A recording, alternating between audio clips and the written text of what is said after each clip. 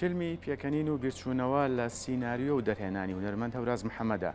ئەم فیلمە لە چەندین فێستیڤاڵی ناوخۆیی و دەرەوەی هەرێم بەشداری کردووە و چەندین خەڵاتی بەدەستێناوە. دوامین خەڵاتیش لە فێستیڤاڵی ئەلنور سینەمایی لە شاری کازابلانکا لە وڵاتی مەغریب بووە کە خەڵاتی گەورەی فێستیڤاڵی بەدەستێنا.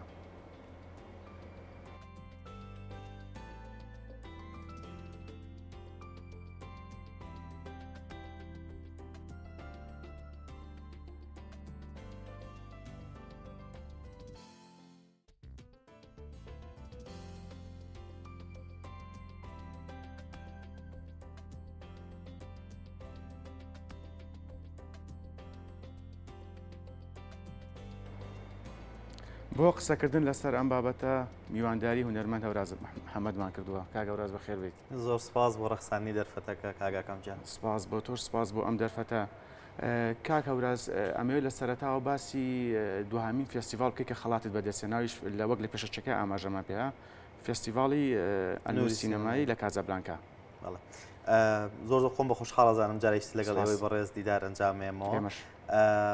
فێستیڤاڵی ئەلنور سینەمایی لە شاری کازابلانکا لە وڵاتی مەغریب لە خولی پێنجەمیە ئەم ساڵ بە چەند فیلمێک پێم وایە 24 فیلم لە شێوەڕچەی خەڵاتە بوون. لە چەند وڵات کاکە هەوراز؟ بزەبت نازام چەند وڵات بوو، بەڵام فێستیڤالەکە بۆ حکومەی فێستیڤاڵێکی نێودەوڵەتیە لە چەندین وڵاتی جیاوازەوە کابرێکەش قورس بە دڵنیاییەوە هەروایە. ئەمە بۆ ساڵی دووهەمە ئێمە لەو فێستیڤالە خەڵاتی گەورەی فێستیڤالەکە وەرەگرین.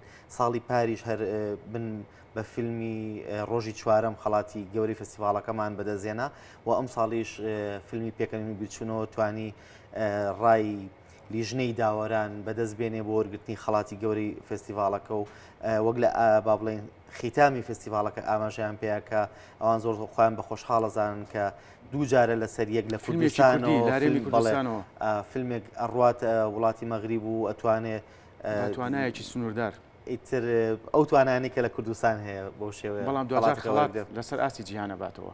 کاک هەوراز، جگە لە خەڵاتی مەغریب پێشتیش ئاماژەم پێەیە لە بەریتانیا، لە ئیسپانیا، هندستان، لە بەغدا فیلمەکە بەشداریکی زۆری لە خۆشحاڵیە، لە بەشداریکی باشی لە فێستیڤالە نێودەوڵەتیەکان و ناوخۆش کردووە. هەڵبەت بابڵێنەکە بینجار لە شاری سلێمانی نمایشمان کرد لە چوارچەوەی فیلم فێستیڤاڵی سلێمانیا، بەڵام دوایەوە دەستمان کرد بە بڵاوکردنەوەی لە بەریتانیا لە یەکێک لەو فێستیڤالە گەورەکان CKF یەکێکە لەو فێستیڤالە گەورانی کە بابڵێن لە بەریتانیا ڕێگەخرێ. فیلمەکە توانی سێ خەڵاتی گەورەی ئاگاداری ئەو دەکاریە بەنی سێ خەڵاتی گەورەی فێستیڤالەکەی بەدەستێنا: باشترین دەرهێنەر، باشترین سینەماتۆگرافی و باشترین فیلم. هەروەها لە ئیندیپێندنت مایامی ئینتەرناشنال فیلم فێستیڤاڵ لەوێ خەڵاتی بینەرانی وەرگرت. لە جەیپور دیسان خەڵاتی لە هندستان خەڵاتی بینەرانی وەرگرت.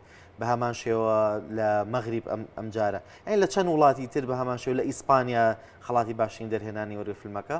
لە ڕاستیە من بۆم فیلمە تەرکیزم لەسەرەوە بوو بۆ هەندێک فێستیڤاڵی کەم و بەڵام باش و ئەو فێستیڤاڵانەی کە معنین بە فیلمی مێژووی بۆ چەند فێستیڤاڵێکی دیاریکراوی بە دڵنیاییەوە، چونکە ژانری فیلمەکە ژانرێکی مێژوویە. زیاتر هەوڵمەیە بۆ فێستیڤاڵانی بنێرم کە زیاتر فیلمی مێژووی با بڵێن وەرەگرنەوە. خۆشبەختانە لە بەشێکی باش لەو فێستیڤاڵانە وەرگیرا و خەڵاتی وەرگرتووە و مای سەرنج بووە. جا باسی مێژووت کرد، من دوایی پرسیاریشکە لێکەم لەسەر مێژوو. کاک هەوراز، تا چەند گرنگە بۆ ئێمە بۆ فیلمکارانی کورد کە بەشداری ئەو فێستیڤاڵانەی دەرەوە بکەین، ئاڵوگۆڕی بیرۆڕا، ئاڵوگۆڕی کللتور، ئاڵوگۆڕی ئەزمون؟ هەمیشە من وتومە سەفیری ڕاستەقینەی دۆزی کورد سینەمای کووردە. ئێمە لە بەرەوەی کیانێکی سەر بە خۆمان نییە، وەک پێویست ناتوانین باڵوێزمان لە وڵاتان هەبێ. سینەمای کورد گەیاندنی دەنگی کووردە، گەیاندنی چیرۆکی ئینسانی کووردە، شوناسی کووردە بە دنیای دەرەوەی خۆی. جا من پێم وایە فێستیڤاڵەکان ئاستیان هەرچیەک بێ لە ڕووی ئەوی لە چ وڵاتێکن گرنگە فیلمسازی کورد وا بکە فیلمەکەی بنێرێت بۆ فێستیڤاڵەکان، بینەری وڵاتان مێژووی تۆ ببینن، ئاشنا ئەبن بەو چیرۆکانی کە لە کوردستان هەیە، ئاشنا بن بەو ڕووداوانی کە بەسەر کووردا هاتووە، ئاشنا بن بە شوناسی ئینسانی کورد، بە دۆزی کورد. هەر ئەمەشە خۆشبەختانە ئێمە بەچی گریاین، بەچی پێکەنین، ئازارمان، مەینەتیمان ئێمە لە ڕێی فیلمەوە ئەو سینەما یاتوانێت ئەو وێنێ بگوازێتەوە بۆ جیهان. کاک هەوراز، باسی مێژووت کرد. ئەوەندەی من بزانم هەوراز محەممەد لە زۆربەی کارەکانیە زیاتر کار لەسەر مێژووی کوردەکە.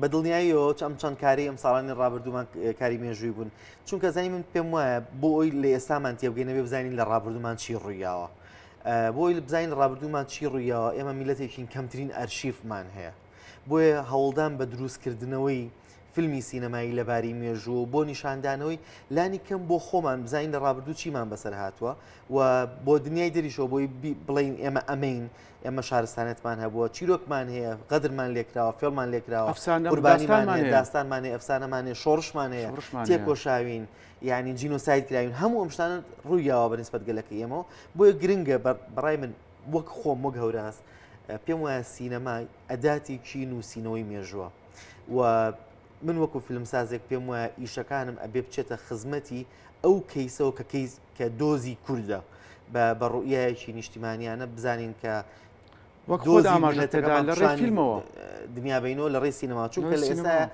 زمانی سینەما کاریگەرترین زمانی جیهانە ینی مەسەرەن هیچ زمانێک ناتوانێت هێندەی سینەما سنوورەکان ببڕێ و هێندەی سینەما هەموو گەلانڕاکان دڵنیاییەوە لی تێبگەن و وەک بەڕێز ئاماژە و پێ کرد بەبێ ئەوەی تەمەن بناسێ بەبێ ڕەگەز بناسێ بەبێ جەندەر بناسێ هەموو کەس بینەری فیلمە لە دنیاە.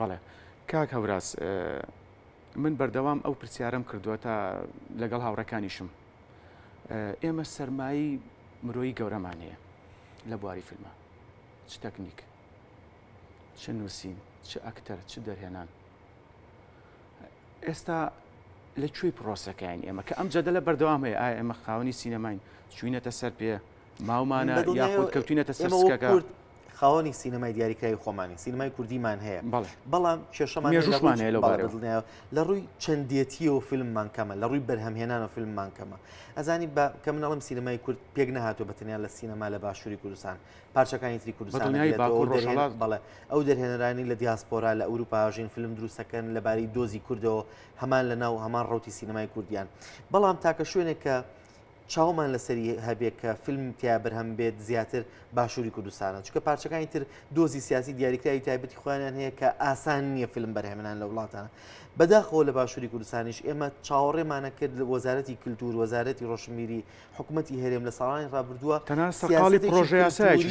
سیاسەتێکی کللتوری باشی هەبێ بۆ ئەوەی کە کەرتی سینەما پێش بکەیە بەدڵنیایەوە چەند جارێک پرۆژه یاسای پێشخستنی باڵین بواری فیلمسازی من هاوڕەکانم زۆر کەسی تر خەریک بوون کاری لەسەر بکەنەوە هێشتا نەخەبڵیەوە هێشتا باش نەچێتە پێشەوە بەڵام خوازیاری ئەوەین من وەک هەمیشە وتومەتەوە کەرتی گشتی کە حکوومەتە ئەبێ هاوکاری زیاتری سینەما بکە بە هەمان شێوە کەرتی تایبەت بێتە ناوە کە هاوکاری سینەما بکە و ڕاگەیاندنەکان بە هەمان شێوە تاوەکو بتوانین دەعمێکی ناوخۆیی بۆ سینەمای کوردی دروست بکەین.